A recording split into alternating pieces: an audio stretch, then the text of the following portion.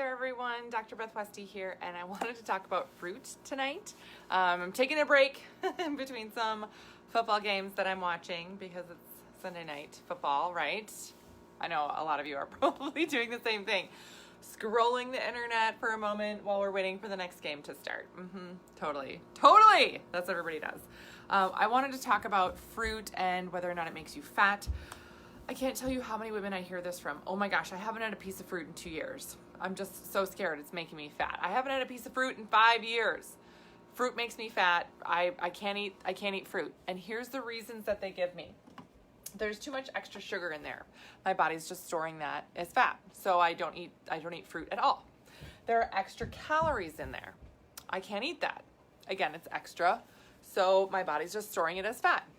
And I'm really, playing into the whole insulin resistance thing. It's adding to my insulin resistance. If I have that, I'm not sure. I don't even know what it is. It sounds bad. I don't want it. So I'm not going to do the fruit because terrible, right?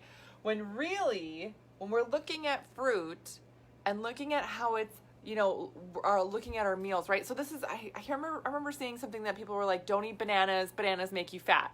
And I was like, how is it that a banana is going to make you fat? It's never one thing, right? Unless you're eating like 3 bunches of bananas a day. Like you're eating a dozen bananas a day. That might be excessive. That's also going to be a little harsh on your gut, because bananas are sort of binding. You know what I mean? That might stop you up a little bit there, Ooh, yep. So it's not that it's making you fat, right? Like, oh, this is a good sugar to eat. This is a bad sugar to eat. I should eat this. I shouldn't eat this. This is not, right? It's never about one thing. It is about looking at your diet as a whole. And this is something that I encourage women to do all the time when you're looking at making actual progress. When you're looking at, okay, I'm going to do this for my health. I'm going to do this for my metabolism. I'm doing this for my, my body composition. It's looking at your diet as a whole. It's not what you eat once. It's what you eat all day and how that all works together for your body or physiology. Again, I teach women how to eat for their hormones and their cycle. I teach you what to eat and when to make sure you're getting the most energy, best sleep, best metabolism, everything, right? So, before I forget, 12-week challenge. We start tomorrow. If you are still wanting to jump on board and have questions, you can schedule a call right there. A free call. There's a link there that you can do that. So before I forget about that, I just want to mention it, but this is something I help women do all the time. How do I eat sugar again? How do I eat fruit again? Because I'm afraid it's making me fat. I don't know how to start. I don't know how to get started in this. And this is one of the things, again, the female body does process sugars differently, especially when you're under stress, especially when your hormones change. That is true, absolutely true. But that doesn't mean you don't eat fruit ever. What we're talking about when fruit contributes to your weight problem, you're looking at things like, oh, I drink a gallon of orange juice a day. I'm drinking a gallon of apple juice a day. That's a lot of excess sugar, and then you're not having anything else with it. You're not creating a balanced meal, right?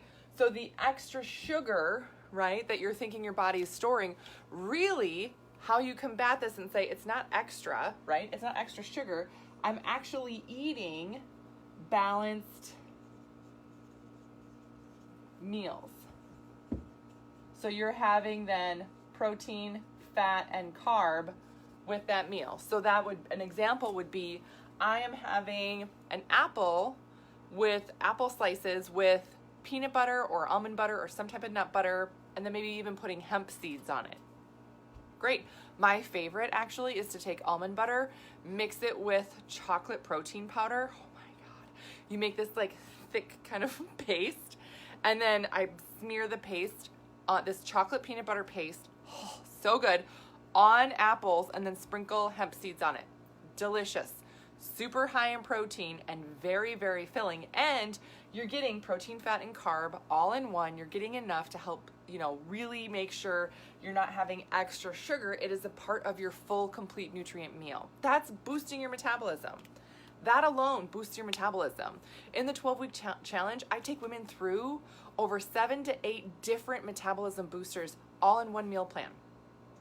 because the female body needs that. The female body needs to be repaired and work with your physiology to make sure your system is firing on all cylinders, and that's how we get our metabolisms to move. Okay, extra calories. Oh, they're extra calories. Ugh. Okay, no, stop counting calories. That does not work for the female body. False. Nope. Do not count calories. It is not extra. Let me cross these out. This is not extra sugar, right? This is not about extra calories. No, you actually have a lot of good, what we call micronutrients in fruit, especially things like fruit peel, like the apple peels, right? There's a lot of nutrient there. There's a lot of fiber in fruit. A lot of you could use a little more fruit. Get some things moving, right? Yes. So there are a lot of benefits to getting these micronutrients. And it's not about extra calories. Again, it's about getting it in a balanced form that works for your body and system. It makes sure that your body is getting all the nutrients it needs as much as possible from your whole food. Is it possible to get all the nutrients you need from whole food alone? It can be, but it can be really tough. It's easy to fill in the gaps with just adding in a supplement, but you shouldn't be living off supplements. A lot of people think, well, I take my vitamins, so I got all the nutrients I need. No, the most bioavailable source is getting it from food. This is where you start. Otherwise, that supplement isn't going to do squat. It's not going to do what it's supposed to do.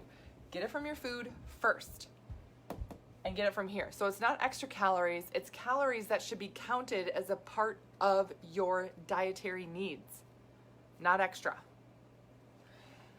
Last thing is insulin resistance, meaning your system can't control its blood sugar levels and your body doesn't respond well, which means that it kicks up fat storage, all that stuff. Okay, if you are eating fruit by itself, it can have a rise in your blood sugar. But if you are eating, again, protein, fat, and carbs, so that's what we do, right? We just make sure you're having protein, fat, and carbs. So the fruit is the carb piece of it. You need to pair it with a protein and a fat. So like I talked about, nut butter with, again, chocolate protein is so good. Eat it tomorrow. Eat it now. Who am I kidding? Eat it now. Make it now. Hemp seeds on top. So good. I'll make it tomorrow on my Insta stories. So if you follow me on Instagram, right? Follow me tomorrow. I will make this tomorrow on Insta stories. So good. So good. But that alone is going to prevent you from having that insulin resistance piece of it. That alone will do it. The other thing too is be conscious about the fruit that you're eating in terms of type. Not all fruit is created equal. Some fruits are actually really low glycemic, meaning they do not cause a bump in your insulin. Low glycemic fruits, berries, blueberries, strawberries, raspberries, right? All berries are just super low glycemic index. Apples are pretty low, pears are pretty low. You're looking at a lot of fruit like that. Things that are super high are actually watermelon and pineapple.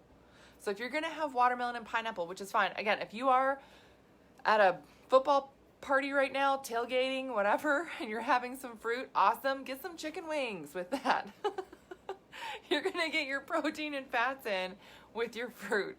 So keep that in mind. But if you're going to have pineapple, have a smaller amount of it versus, a lot of pineapple. Have apple. You could eat an entire apple. There's only, between 20 to 25 grams of carb in an apple. And there's a ton of, again, micronutrients. And as long as you're getting it balanced, you're not getting extra sugar. You're not getting extra calories. It's a part of your dietary needs. And you're really actually leveling your blood sugars when you do it with a protein and a fat. That's boosting your metabolism. That is how you make your food work for you and your body physiology. Now, when I talk about warming and cooling foods, if you're not familiar with that, I dive into it in my book, The Female Fat Solution, which is on Amazon. So if you're not familiar with warming and cooling foods and eating that for your hormones, there are some different things there. If you're in menopause and you're like, I don't have a cycle, Female Menopause Solution, also on Amazon, talking about food for menopause for women, because this is a little bit different when we're looking at how your body processes carbs in menopause. So there is truth to that, but it doesn't mean you don't eat fruit, because your body needs fruit and needs variety and all of the things. Yes. So Hopefully this kind of makes you feel better about eating fruit. Hopefully this answers some questions for you about what you should eat and when and how this all works together. If you have more questions, don't hesitate to reach out. Again, schedule a call for the 12-week challenge. That link is below. You can absolutely do that now still. And podcast. I have a new podcast episode coming out tomorrow. So my podcast is The Female Health Solution. You can subscribe to that. And then if you are curious about catching up on any of my old videos, just archived on Dr. Beth Westie YouTube channel, and you can subscribe there as well. All right, that's what I got for you guys tonight. Pamela, I feel like I'm addicted to sugar and crave chocolate ice cream every night. Ooh. Well, eating an apple. Okay, so I feel like I'm addicted to sugar and crave chocolate ice cream every night. How do I break this? Will an apple help? Yes. So a lot of times when we talk about being addicted to sugar and cravings and things like that, not specifically tied to hormonal differences, because your body does need more nutrients, the week before your cycle starts. When we're looking at nighttime, oftentimes it's because you are not handling stress well during the day. So your brain needs more energy, so you crave these sugars and fats, which is what your brain is running off of, at night specifically, because it's trying to wind down and help you go to sleep and help you rest. It's trying to recover. Your brain and your nervous system are trying to recover. So part of that is actually dealing with stress, which is not actually answering your question directly in terms of what do I eat or what do I not eat instead, right? So again, I'm really glad you asked this, because a lot of people will say, stop eating sugar, stop eating ice cream. It's not that simple, right? It's not as simple as just stop eating it, because your body and your brain are telling you to do it. It's not a matter of willpower. It's a matter of what your body chemistry is trying to force you to do, because it thinks that there's something wrong with it and is trying to keep you alive. So it's a survival instinct that's kind of coming out there, right?